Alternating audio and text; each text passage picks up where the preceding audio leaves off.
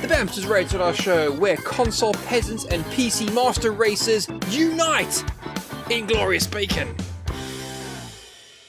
Oh man, so it's I think it's been a couple weeks since I did one of these, so I think we just roll right into it. How's that sound? As long as you remember where the record button is, hey, we're good. Haha, that I can figure out. But I'd say something that a lesson that many up-and-coming or wish-to-be journalists could learn about recording. Don't hit that record button when you're not supposed to. Something I just saw today that I guess there was somebody who got invited to the CD Projekt Red stuff. Yeah, I'm sitting here with the big fat boo-boo lip because I didn't get to go. But he recorded audio of the hour-long demo and then posted that on his YouTube channel and was upset because CD Projekt Red didn't like that and hit them with a copyright strike. Yeah, that sounds like an NDA violation. Guys, don't do those. Just, the amount of stuff that I see coming up on certain channels. Because, hey, we're in those channels. About people messing up NDAs and embargoes. All you're doing is, you're hurting their marketing PR plans. And you're hurting yourself. Just don't do that. Well, I can say I certainly understand the temptation on something like that because especially for people trying to make a name for themselves or trying to really break out ahead of the crowd, you're trying to get something out there before anybody else does. But that's a big problem at times, even with regular news stories, if they get things out there before they've had a chance to really fact check them. And in this particular instance, like G said, you're really hurting yourself, and you're actually going to be hurting other content creators as well, because now they're going to be a little more careful or a little more hesitant about whether or not they're willing to even invite or allow those content creators in because they have to worry about leaks. And at least as far as your own, media circuits go, you're hurting yourself for future chances, because if you think that doing something like this is only going to potentially blacklist you from a specific developer, not likely. The word is going to get out, and there's a good chance that you may end up having trouble getting in to see things from other developers as well, because now they're going to be worried you're going to leak things you shouldn't. Oh yeah, they share the names. We see them. I've seen cases where somebody went, oh, this guy violated our embargo terribly, and then made fun of us for it. And you just see other PR people show up, oh, can we have the name? Can we have the YouTube channel? Yep, here it is. Blacklisted. Yeah, so it doesn't really do anybody any favors, because a lot of time your moment in the spotlight is very momentary, and it certainly doesn't last or help with long-term growth. But since we're talking a little bit about PR here, at least, the kind of PR where you go out and get influencer in to do stuff, here's a little something that everybody can get into, can get on board with, because I think that's the correct name or word for it, considering who's arranging this.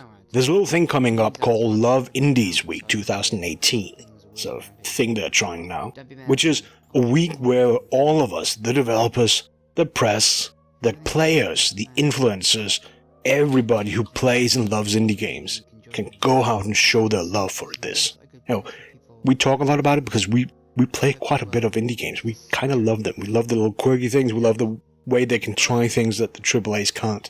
And I think everybody should get behind this campaign. Now, it's coming up. It's July 16th through 20th. They're saying, it kicks up at 9:30 British summertime on the Monday. But, it's basically get the ball rolling, right? 16th through 20th, play your games, talk about your games, write reviews on Steam or whatever platform you play your games on. Go out there and show it, tweet about them, Facebook about them. Just get word out about what indie games you like, what indie games you're looking forward to, all the good things in this little microcosm that is indie games, because they are a special part of gaming. So let's show some love to them. I wholeheartedly agree with that. I back you up 100%. And I should say, I got the email, I got the message, we're doing this thing. I think it's awesome. It's the people behind Sunless Skies, etc. that are doing this, Submariner and what have you. And it's just an idea of getting everybody on board. So, even the players, go out and talk about your games.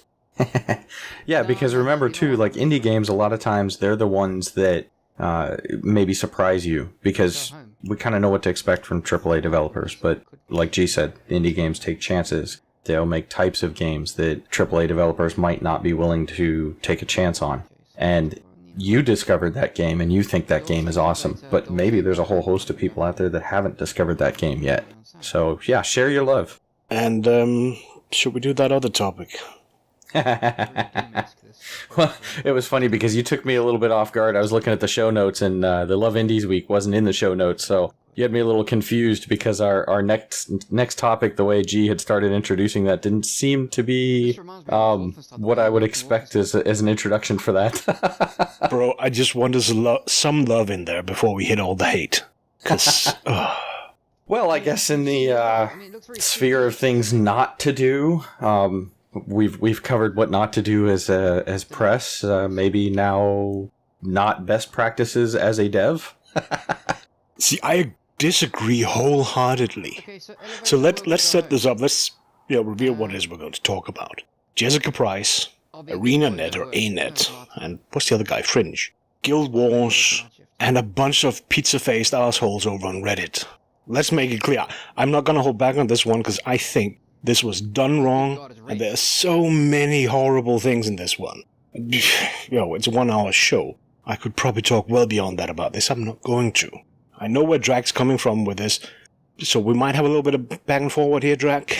But ultimately, there was an AMA where they talked about narrative design. You'll have heard me talk about narrative and narration repeatedly on the show because it's one of the things that are near and dear to me in video gaming, why I play the games. She went on because she has quite a bit of a Twitter presence, a lot of Twitter followers, etc. She went on to talk about it there. Somebody showed up. It is a YouTuber and it's a registered partner with ArenaNet, but still somebody showed up and from her point of view injected himself into the discussion or into her stream on her Twitter account. She took some offense, brushed him off, and got in his face with something she does if you read her tweets, and things exploded from there. He backed off because he could see the explosion coming. Good on him. Others just took that ball and ran with it. And in my opinion, ran straight to the nearest cliff and jumped off lemming style. Yeah, that sounds about a pretty close description of what I saw. I had no idea who this person was prior to this Twitter explosion, I'll call it.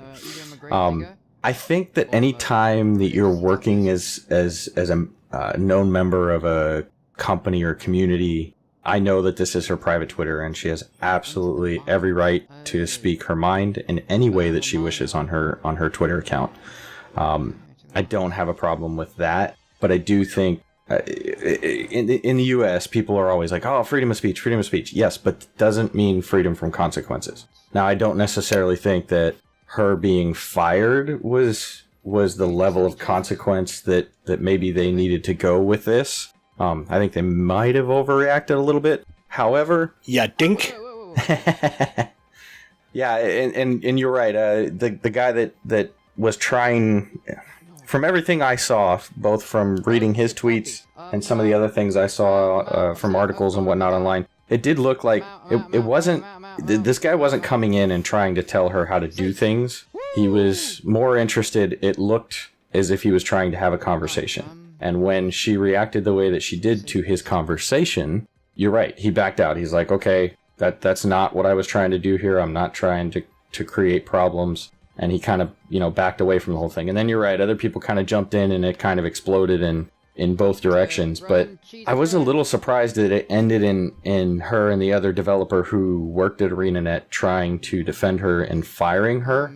However, I will also say, too, that on the flip side of things, I know it's her personal Twitter. She can do whatever she wants with it, but reacting that way when you're a known leader of that community or developer within that community towards the community that you're actively developing for, I don't know that it necessarily had to be that forceful. So let me tell a story that predates Bamsters, but some of us, well, a couple of us, two of us are in this story. I don't want to say what developed, I don't want to say what game, I don't want to say what the message was. I just want to talk about what happened a long time ago in this galaxy. A developer for a game, well-known developer for a well-known game, put out a tweet on an account that identified him as an employee for that company. An account where he had talked both private and business stuff. He'd engage with the community as a developer from that account.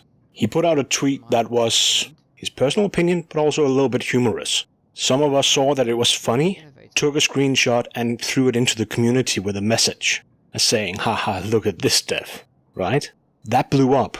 That caused an explosion, slightly less public than this thing, but with a lot of players getting riled up and getting each other riled up, and that dev was right on the threshold of being fired. We know other people in the company. Some of them reached out and said, look, this thing ended up with him in front of the CEO, CMO, Chief Marketing Officer, HR, being told off and basically being threatened to be fired.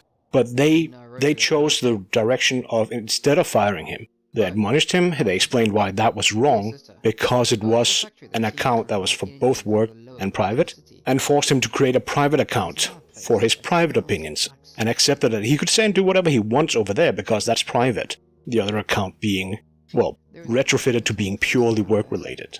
See, that seems like a more logical approach to something. Precisely, but all of us that were involved in this, I'll admit I took the screenshot. I also sent the dev a message saying, get your tweet down, this is going to blow up in your face. That's not my exact words, but I'm not going to give you my exact words because then you can go back and look for it. Sorry. Yeah, but the difference, I think, well, I guess I don't have enough context to really compare the two, but I would say from your explanation of them posting something as a joke, and I think a lot of people, well, at least a percentage joke, of people but understanding. It's still an opinion. That's the key part. He said he'll express an opinion that wasn't in line with what the gamers wanted. It wasn't an attack. There's the difference, right? So I'm saying that's what you're getting at. Yeah, because the way that she responded to someone, you're right. It's her personal Twitter, but it also is a public platform, and in that public platform, it's intended to, or at least my understanding of it is often intended that you share things, and it is supposed to, I would think and hope, encourage potential discussion. It's not just a one-way thing. You see people post stuff all the time, and people comment on it. So it's if it was intended to be one way for somebody just to put their opinion out there and be done with it, I don't think the ability to comment on it or would be there. But the fact that you can comment is supposed to, in my mind, encourage potential discussion on what's posted there. That makes sense for you and me, because we're middle-aged white dudes, right? Bam will hate where I'm going now, but I'm gonna go there. A large amount of women post things up there, and they're willing to have a back and forward about it, but then, see this in how she's reacting. They're getting tweets saying, oh, here's where you're wrong. Oh, let me interject my opinion. Here, let me tell you how to do your job. They get this, and they get this quite regularly. Some have been nice enough to show me. Fuck, I've done that. I've tweeted somebody, I think you're doing that wrong. And then gotten the whole explanation why not to do that as a guy. You and I don't get it. We don't receive the same kind of, frankly, irritating responses. Oh, I know where you're going with that. Yeah, no, I agree. I see why she reacts. Now, Miss Price here she is more direct and more in your face. See some of her other tweets. See the whole Total Biscuit where she could have done that better, in my opinion. But the reaction is fully in line with her and her personality, which the YouTuber would know if he actually followed her. If he was somebody who paid attention to her, he would know that she would react like that. I.e., that's halfway a setup if he has any brains. If not, then what the hell is he doing? Well, if he does follow her, you may be right that maybe that was some type of setup type thing. But if he didn't follow her, I don't know. When I read the wording of his tweet, it almost seemed like it was carefully worded to try and say, hey, look, these are my thoughts on what you said. And then when she reacted the way she did, rather than try to amp it up and continue it and whatnot, he's like, whoa, that's not what I was trying to do. And he just backs out. Yeah, and I think he knew where that was going. He recognized it and backed off, as I mentioned earlier. He could see that there was a shitstorm coming. It's all the other people. So, to the previous story that I just told, we regretted it. We were genuinely sad that it got anywhere near that, because a personal opinion expressed by a developer for a game company, no matter whether it's private or publicly, is a personal opinion. Never reflects the company. The one group of people who can't make that claim properly or can't make it fully are press-related people, PR, public relations, marketing, community managers. Those people are pretty much on 24/7. I'm sorry. But a narrative designer, even a narrative lead, I think she's just a designer. Sorry, I don't know her exact title. She is off the clock. What she says when she's off the clock has no bearing on the relation between the game and the gamers. And ArenaNet was wrong in firing her for that. Yeah, I do agree that I think they went too far with that. But tell her off. Say we'd like you not to do that again. And again, having followed her for a while, I think she would just leave the company at that point. Here's where it gets worse, because it gets worse. ArenaNet kowtowing to these people, going out and saying, okay, we're getting rid of these 2 developers. One has worked there for over a decade. The other one has a full decade of experience. We can get into the whole whether that guy's message had any merit at all. He's a gamer. He has experienced narratives, and he's seen narrative design. She's worked it for a decade. I saw over on the Reddit, people were bringing up BioWare games as example. See, we understand BioWare games, therefore we can talk about this. I follow a lot of BioWare people, particularly some of the, again, narrative leads. They keep saying, no, you don't. Narrative design, dialogue design, branching dialogue are a lot more complex than regular narrative in movies, books, etc. If you learned how to do stories, either if you've gone to universities or whatever, if you learned it through hard experience, you still have another step to learn before working with it in video gaming. These are messages from BioWare, the people who get held up by this Reddit community as the epitome of storytelling in RPGs. They even go so far as they'll tweet out saying, oh, you want to work in this? Get to know these tools because they will show you the issues with branching dialogues and branching narratives. So I sort of doubt a random YouTuber, and I know he's a partner, etc. Some random guy seen from her side would not know the things that she's learned in a decade, and therefore it's just not up on the level to have that discussion as directly as he took. So, where does this then lead? They, as a kowtow to the mob, they went out and said, okay, this blew up, we're getting rid of these 2 people. Everybody except ArenaNet could see this one coming. The Reddit group, the people, the players, celebrated this as, yay, we can now control, we now own ArenaNet, we now own the developers of Guild Wars, the game we play. And they do. It's up on Twitter, up on Reddit, it's everywhere. We can do whatever we want. If we make enough noise, they will fire a person that we don't like. Every employee at that company now knows they'll be thrown under a bus. Just imagine that. Imagine that working where you work. If there's a mob that says, we don't like this person, your employer will throw you under a bus in a heartbeat. That's going to be a terrible condition to work under. If I was working at that company, I would leave. And that's one of the first reactions I had when I saw the title to the news article before I was reading into it too. Was I was surprised that based on a social media interaction on private Twitter accounts that these folks got fired, because that was my concern. Is it's like, wait a minute, how bad did this actually get that they fired people? And while it wasn't great, I didn't think that it necessarily got bad enough that somebody would be fired for it. I could see them being chastised, or, like you mentioned, separating, a public-facing company, known Twitter account to have their own private account. But yeah, being fired for that because of, I guess, as you're alluding to the mob mentality, that is a little bit concerning. Because ultimately, yes, the company is making the game for the community, and the community is what pays the bills. However, the community isn't what develops the game, and if you treat your developers like this, now the other developers who are still working there begin to question, the safety of their own employment. Very much so. And it's just, they took the wrong direction. Even if it's just, we'll fire you in a month from now. Yeah, that will work. But not the way they went out and said, right away, we fired them and it's not in line with our way of doing things. That was horrible. Now, there were arguments over on the social medias.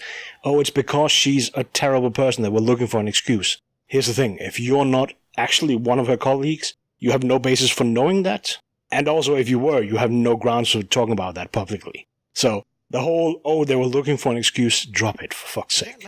That's just people being shitty. Don't go there. You have no basis for knowing it, and if you did, you just made one of the greatest ethic violations you can do as an employee. Others went the way of, she has a mental illness. Again, fuck no. And fuck those people. Because you don't get to call out people as having mental illnesses. One, not publicly, and two, not if you're not a professional. Don't go around trivializing shit that you don't know anything about just because you felt a little bit upset. She used the word, or the expression, hurt man feels. Yeah, looking at Reddit, a lot of them, and then a lot of, oh, my man feels better now because some woman got penalized. Don't go there. Don't start with the whole mental illness unless you know what the f you're talking about, because that's just not something to trivialize. Don't go with the whole, oh, she probably was a toxic employee. You don't have any insight into what's going on at that company. You have fuck all basis for making those assumptions. I didn't even see the stuff about mental illness. That's a bit of a stretch. Then people were going there, oh, she's not a real dev, she does narrative. Again, Oh, really? Sorry, fuck you. Every person who works on the game is a developer. Every person who works on the game contributes to it. Every person who works on a game has value. Otherwise they wouldn't fucking be there. Don't go and do the whole, oh, that's just a woman, or, oh, that's just narrative, or, oh, that's just a bit of graphics, or, oh, that's just... No. You don't have to be the hardcore programmer who sits down and does some little tweaking in assembler or shader level programming to be a dev. They are all of them devs. And I'm bringing these up. I know they are parallel to the whole firing. But that's the community that ArenaNet just chose.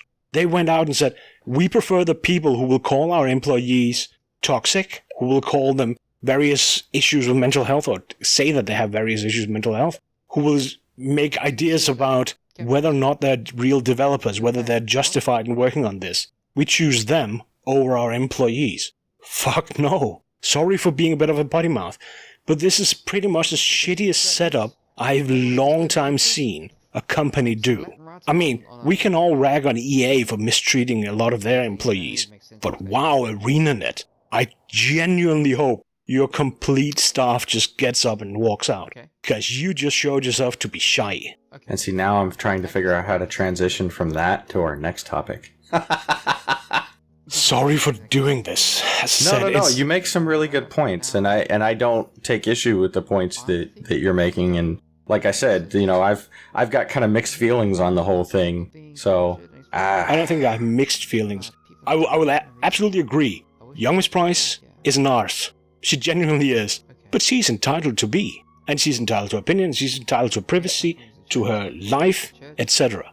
And I just think they all reacted and they made a mess in every single effing way. And it's fun because you linked me a video with two assholes talking about this and getting every single effing bit wrong. Oh no, they got the history correct, but they didn't understand the basis for every single thing they were talking about and were just idiots. I'm not going to say their names, but they went out and said, oh no, all these media and game journalists were triggered. It was just, okay, yeah, I know where you're coming from, but fuck it, let's watch this video anyway. Here's the fun part. Every single actual game journalist I've seen writing about this, not just laymen talking on a YouTube channel, they've actually hedged. A lot of them have gone, oh, let's do the both side-ism. Let's look at it from both sides. Doesn't matter. At the end of the day, ArenaNet just made things a whole lot harder for game developers.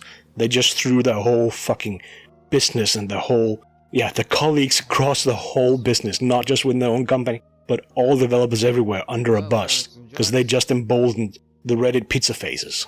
I like that. I can see your little light up, like you think you might have figured out a way to react and then doubt yourself. No, it's not that. I'm still thinking about transitioning, because I know we can go on about this for a while, so, but... I was figuring, you even told me not to go on about this for too long. Yes, sorry, you got to rant recently, now is my turn, I guess. Well, I guess trying to figure out how we go from that to the next thing. I guess we just jump into the next thing. Comiccon is coming up in a couple of weeks, and I think TJ may be working there, and I did not get a badge this year, so I'll be running around outside, kind of looking in the windows forlornly. Yeah, I remember you running around outside. Didn't you have a camera last time? Oh, here we go again. Guy can't even check his phone without having to take a truckload full of crap from you guys. Yes, I had a hat-mounted camera that was apparently filming things I was even completely unaware of. It does make for a funny story, though. But then, what are your plans? Are you just going to run around doing nothing, or are you going to get all the swag that you can get? I don't know. I know that Last year, I had a badge, I think it was for Thursday and Sunday.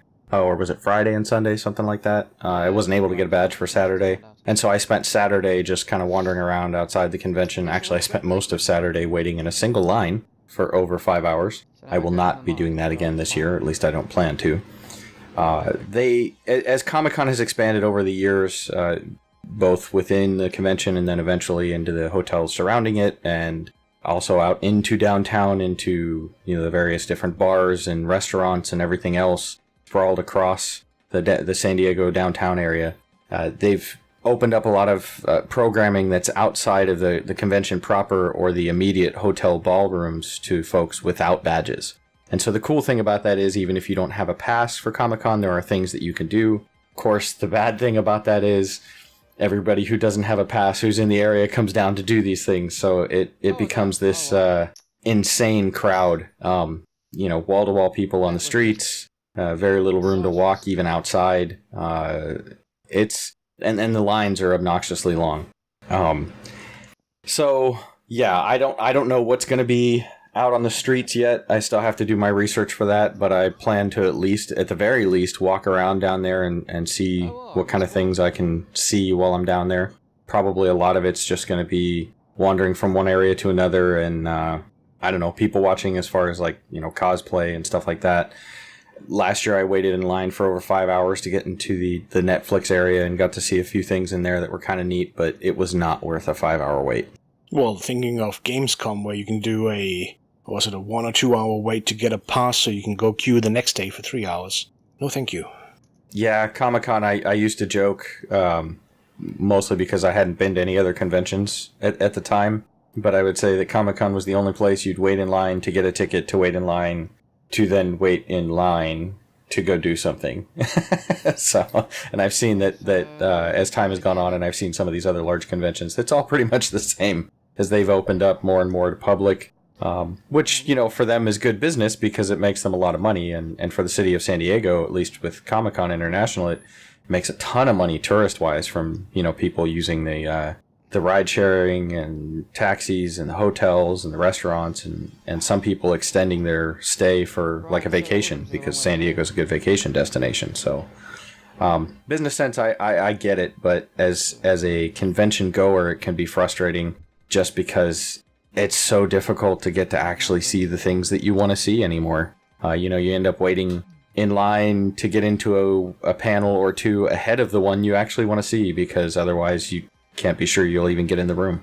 Well, I'm thinking next year, if you say it's such a good place for a vacation, I shall have to come and visit you middle of July.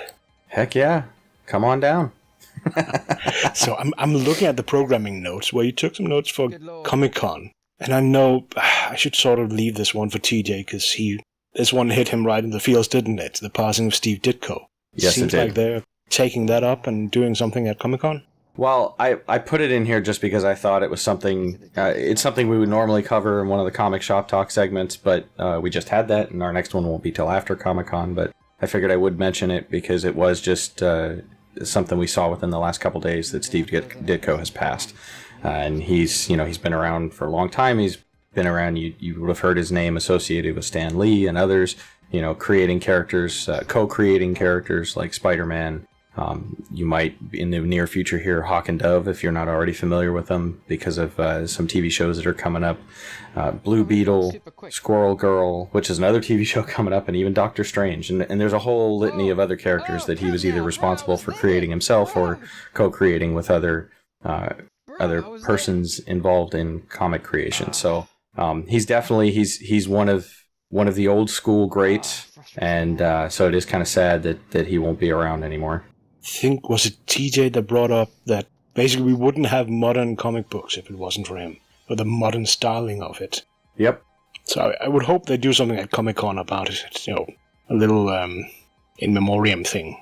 That's kind of the thing is I didn't see anything in the programming going through that earlier this morning, but it's so fresh that I kind of think it may be one of those things that they probably may even still be just putting together. But I would expect that I don't think Comic-Con would go by without it being at the very least mentioned in some way, because he had such a huge influence on that industry. Yeah.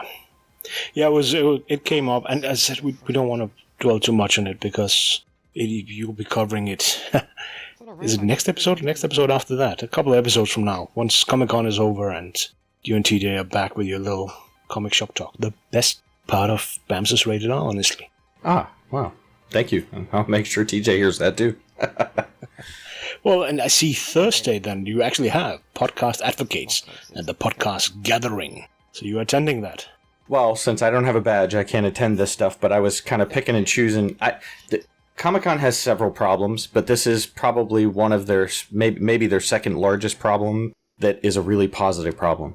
There's always so much content at the convention that you can't ever see everything you want to, and so many things are scheduled at the same time. But what I tried to do, because there is so much content, was just cherry pick a few things that I thought were kind of appropriate to the show. This is one of several podcasting. I just had a mind blank. Gatherings, events, workshops. We'll go with events. Sorry. This is one of several podcasting events or workshops or whatnot that are going to be at the show this year. And I know I've seen a thing here or there, but I guess I just don't remember seeing this many podcasting segments scheduled at Comic-Con. I thought that was kind of interesting. Hey, it's what we do. We should have been paying attention to these things. It is funny because I've gotten some invites to podcasting workshops in the next, July, August, September. And all of them are over by you. It's kind of like, I can't do anything about it. Well, you should be forwarding that stuff to me then. Yeah, one of them is up in Pennsylvania. I don't know if you know the place. I'm originally from Pittsburgh, but yeah, that's the other side of the country. That's not up nearby me. I know. Both of it. Oh, man. Are they showing the Charmed Reboot? I'm kind of looking forward to that one. I am kind of looking forward to it a little bit, too, just because I have some nostalgia about the old one. I didn't really follow the series much, but when my youngest daughter was born, and it was funny because, after we came home from the hospital, and so my wife was resting, and I would be the one, pretty much, at least at first, consistently, I was the one getting up for the morning feedings. And we got really lucky because our young one, she would sleep most of the way through the night. She'd go to bed at about 8 or 9 o'clock at night, and she'd sleep till about 5 a.m. So my nostalgia with the Charmed series is tied in also with the, Angel series. Because TNT was running these two series back to back, and what they would do is they would show them starting right around 5 o'clock in the morning. So when the little one would wake up and want to be fed, I would take her out of the crib and take her downstairs, and I would feed her, and we'd sit and watch Charmed and Angel. And by the time those two shows were done, she was fast asleep again, and I could put her back in the crib. So I actually saw a lot of Charmed and Angel just because I was up at 5 a.m. feeding the little one. Oh, that's cute. With us, it was, when we had our first, I bought the wife, was it Star Trek DS9? Or Voyager, one of them. I started buying Star Treks on DVD, and we would watch them because there's a TV in bedroom, so she could kind of stay there. So that was our memory from having the kid and watching some TV whenever he just needed to relax. And now we're watching them with the girls. Well, you mentioned Star Trek. There's a panel on Friday for Star Trek Discovery, and I know you and Grit had talked about that a while back. Did you finish the entire first season? We did, yes. We actually thought about doing something regularly about it, but it ended up being we would probably just complain too much. Well, do go to it. I mean, live stream the damn thing if you can, because I'd love to hear it. But I'm also looking forward to seeing what other things they are, because rumors out there, news are out there, I guess, that Sir Patrick Stewart might be showing up in one of the new ones. Oh, really? Yeah, so there's a lot of Star Trek coming up, and it'll be interesting to see. I think that's another universe that's just got so much potential for different types of storytelling in different eras and whatnot. And so, yeah, that'll be interesting to see where they take that in this era of both, movies and TV shows, like world building in ways that when I was a kid, it never really had happened. Do you know what? On Star Trek, DS9 was pretty much the second one who did this long story arc model. Like, today, we get a season that is a story arc in a lot of them, particularly the Netflix shows. DS9 was one of the earlier ones that did this. Babylon 5 was doing this as well, even much earlier than, well, a little bit earlier than DS9. So that's where we get this kind of modern programming from. It's nice to see that they also come back, at least some of it. B5 just, nobody wants to bring that one back for some reason. Didn't they try to bring that back? I don't remember how popular it was or how far it went. It's been remastered, and the remaster is very varying in quality. I don't want them to redo it, I want them to redo Crusade. B5 Crusade, I would love to see. Yeah, that was one that I never watched when I was younger, and I haven't found time to go back and check out. I think there's 10 or 12 episodes total. Well, and I guess we'll go from that. We got... have you seen the little video on the new hero for Overwatch? Do you know what? I never got into Overwatch. I played it. It just didn't latch with me, I guess. So, people... Isn't it something in a robot suit? The little video I saw is it basically looks like a hamster in like a mech hamster ball, man. Okay, because people were tweeting about it and talking about it and showing pictures. I got flashbacks to the cat in a robot suit in Kova. Not in Kova, sorry. Not in Kova, Capia, yeah. Capia. Yeah, Capia, yeah. It was just, okay, so they're ripping off Capia. Oh, kudos to her. Yeah, I know Overwatch is hugely popular, and it's another one of those games I just haven't found time to go in and check out. I constantly hear good things about it, people really enjoying it. I do hear some other negative things about it as well, but at least as far as gameplay, I hear that it is a fun one to play. So this is supposed to be a kind of behind-the-scenes thing on the development of that new hero. That was something that I always really enjoyed when I went to Comic-Con years and years ago. I think I started around 2002, I think, was the first year I went, or 2003.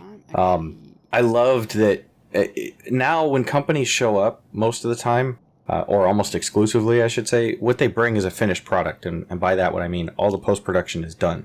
You know, these companies who show up, movie companies or TV shows and whatnot, they show up now, you get a full-on trailer. And so I have a hard time understanding why they freak out if people record that and put it online. Because honestly, I believe that as soon as Comic-Con is over, or as soon as it's aired at Comic-Con, they should just put it up online themselves. The difference is that way back when I used to go, and I know I'm getting all old man on you guys, but we used to get to see things that were in production.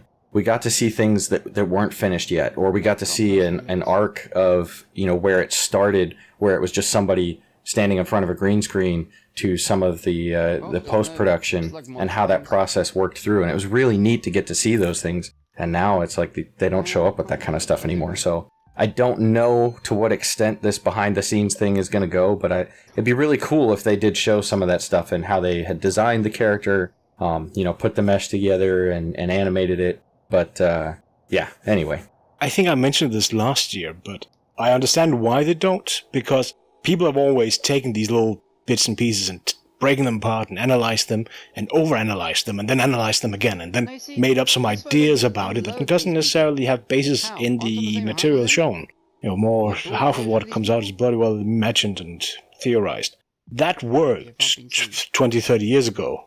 That worked 10 years ago. But nowadays, it hits the internet and the social media to such a degree that it can cost you sales if a half-assed analysis of the early material is incorrect. Right, I'm not saying I don't understand why they don't do that, because I do get it. I know why they don't show up with an unfinished product. My struggling with understanding comes from why they don't just post that finished product, the trailer, online directly after the panel. You still get to see it first at Comic-Con, and you still get to release it under your terms, rather than worrying about somebody in the audience is going to record that trailer and then post it online, and it's going to make the rounds before you want it to. Just plan for it to be released, directly after you show it to the crowd at Comic-Con, and then you take out any thunder that somebody might try to get or steal from you. You keep it on your terms. Yeah. Actually, mine recently, apparently, I haven't seen it myself, there was a 53-second leak of the new Doctor in Doctor Who, without post-processing, without anything, just raw footage. And it's like, it's just under a minute, it's out of context, and it still made the rounds. People are just dying for any information. You can imagine that's also the case for a lot of the other things that are being shown. Yeah, TJ keeps telling me I need to watch that show, and I think when I was on vacation one time, we got back to a hotel, we were just dead tired and flipped on the TV, and I caught 5 or 10 minutes of a Doctor Who episode. I don't know which one it was. I don't remember who was playing the Doctor. Well, I kind of remember who was playing the Doctor. I can't think of his name right now. But it was just one of those things that, for me, it was completely out of context because I hadn't seen anything. But it was over and beyond. Like, if you think over the top cheeseball, it was still further past that. And I'm sure that is part of the draw to folks who watch the show. But it was just, I don't know if I was just tired. I couldn't get into it at the time. It was a little too cheesy for me. But it has to be. I'm sorry, there has to be a certain level of cheese. Now I'm thinking we need to get you watching some Red Dwarf. That would be fun to watch you watch. Actually, if that's the series I think it was, I think I actually watched that way back when it came on, and it was like a mini-series or something, wasn't it? 6, 7, 8 seasons, something like that. Oh, okay, I'm thinking of something different, I think. It's the guy who's the only survivor aboard a spaceship because he was in deep freeze because he did something he shouldn't, and that was his penalty. And 20,000 years or something weird has passed. So there's him, there's a hologram of his boss, because he got turned into a hologram. And there's a robot, Crichton. And there was a cat. He had a cat when he boarded the ship, and over the millennia, the cat evolved into something that resembles human. Oh, wow. It's full cheese. It's awesome. Yeah, that's not something that I ever saw, or I think maybe even heard of. There was something... I thought it was called Red Dwarf. Maybe it was something else, but you would probably label it more science fantasy because it was labeled sci-fi, science fiction, but it had kind of this. I want to say it was just a mini series that was on TV. I'll have to go look that up and see if I can find the info on that and send it to you. I'm looking at your notes again. Saturday, can we like teleport, swap place, something? This RA Salvator Spotlight that I could actually dig watching. I put that in there because that's. He hasn't, I don't think, been to Comic-Con in a few years, so I'm actually kind of disappointed I'm going to miss out on this, but I've seen him, and especially in the early years when I went, it was great, because I was even got to watch him in a panel sitting right next to George R.R. Martin, and, listen to these two guys talk about the difference in how they approach the characters and feel about the characters within those worlds. I remember somebody asked a question, about would they ever kill off the main characters in their stories, and Salvatore was pretty much like no, but he looks at George R.R. Martin, he's like, I've read some of your stuff, your obituaries read like an encyclopedia.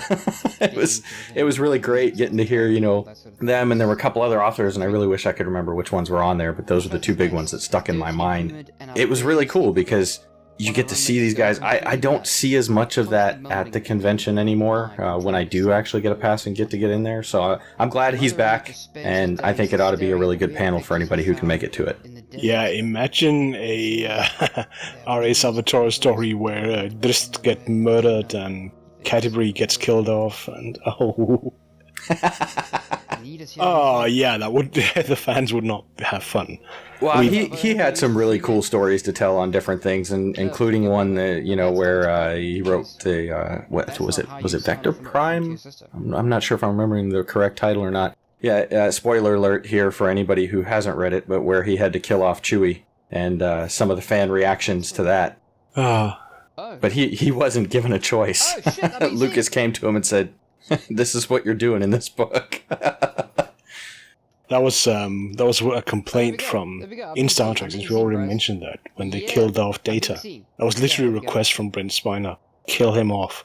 And they did in one of the movies, and there was some backlash. People were not too happy.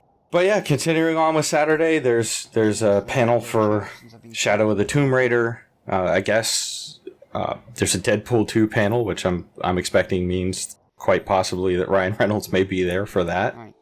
Something TJ and I just mentioned in the last Comic Shop Talk is Matt Groening's Disenchantment series, which definitely looking forward to that. Yeah, so I don't know if they're going to get to see like an early screening of the first episode or something, or if it's just going to be there to talk about it, but that definitely looks interesting. I'm looking forward to checking that out. I think it would be interesting because somebody who's watched a lot of his content, to be honest, Futurama, Simpsons, just to take the big ones, and used to watch Simpsons quite religiously even. He's touched upon a lot of social stuff. He's also made a lot of social fubas. It'd be interesting to see how the next thing from him has learned from the last couple of years. And here's something funny, because I'm wondering, am I the only one who's connected these, well, probably non-connectable dots? I just think it's funny because he's done, with The Simpsons, he's done something modern day.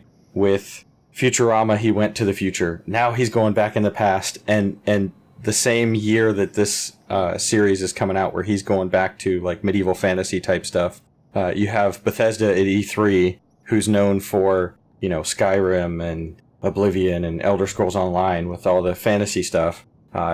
Fallout, which could be argued it's maybe slightly futuristic but kind of modern day.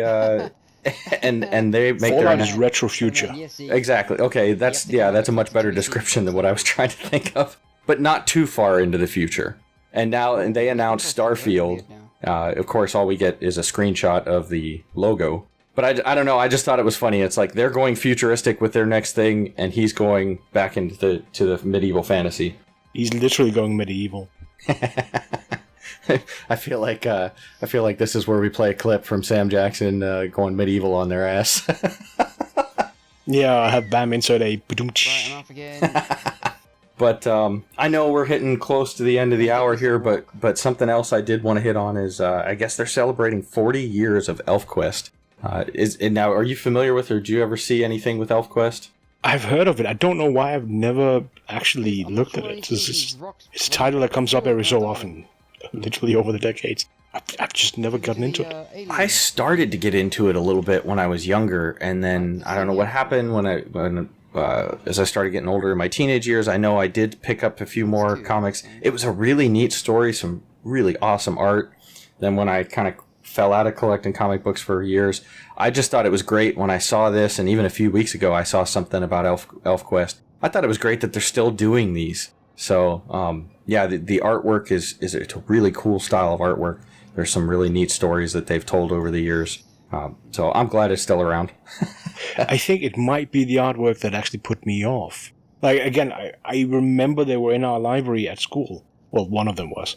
And it's noisy, in my opinion.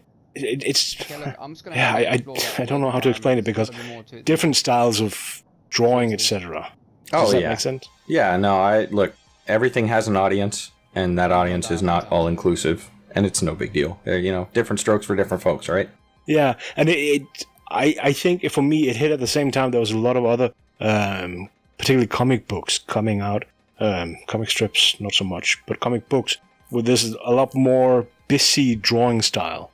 And there's a point where you can literally, in my past, where I stopped reading comic books. Still comic magazines, Marvel, etc. I kept reading, but full-on books was just no thank you, because I didn't like the style. I was too busy looking at the pictures. The pictures were too busy compared to the story, and it irritated me.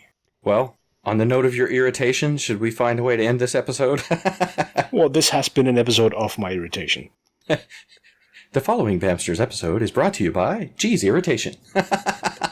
Yeah, I wonder if we should get an ad block for IBS medication. I was just going to wonder, do they make a cream for that? I honestly don't know what's going on. I'm trying to figure it out. Yeah, people, we've been blabbering for an hour. It's time to go turn off the mic, go to sleep over here. It's late, it's almost midnight. Yeah, over here I think it's time to go jump in the pool, because boy, are we in the middle of a nice little heat wave.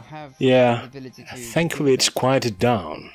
Kind of sad I'm in Belgium right now. It's London Pride, and England just won a football match, which is something that actually happens quite rarely. So, there's a better place to be. But hey, Belgium won a football match as well. We beat towards Brazil, of all places. It was very unexpected. So, literally all last night and this morning has just been cars honking.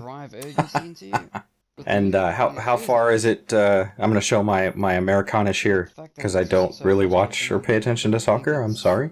Or as you call it, football. How far are you guys? You mean as 95% of the world calls it? Yeah, football. Right? If you believe in democracy, you call it football. You make an interesting point. But then if I call it football, what do I call American football? Hand egg. Yeah, but nobody calls it hand egg. Oh, trust me, there's a lot of us. Try and Google it. No, Again, I know there's plenty 95%. of the world. The people who don't live in America refer to it as American Handache. But leading to the question, how much further to the end of the World Cup? What is it? 1, 2...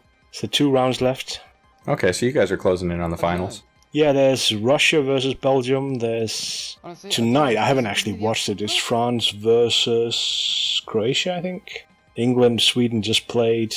Whoever comes out gets to play them. Yeah, we're down to the final 4. Awesome. Well, good luck to you, sir. No, we got kicked out. We lost to... I already forgot who the hell beat us. It's going well, isn't it? We lost the match. We lost a penalty kick out against some country. And they played just fine. We played well. It was just a stupid mess at the end. We could have done better. Well, isn't that the story? Anytime someone loses, they could have done better. Oh yeah, but it's not that we could have done a lot better. It's just I didn't expect us to go all the way because you never expect a small country of 6 million people to go all the way in one of these.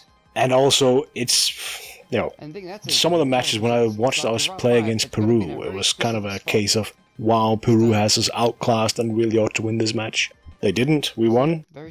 Shit happens. Yeah, my in-laws were following Mexico and cheering for Mexico, and there was a big surprise with them, and I forget who it was. They were expected to lose against some powerhouse team, and yet managed to kind of just kill them. Well, I think that's, for example, what happened yesterday with Belgium and Brazil. Because I fully predict Brazil would win, and they just made a mess of it, as far as I'm told. So anyway, I'm not quite sure how this became a discussion about World Cup, but from Drac, talk to you guys next time, and hope you enjoy yourselves. So there's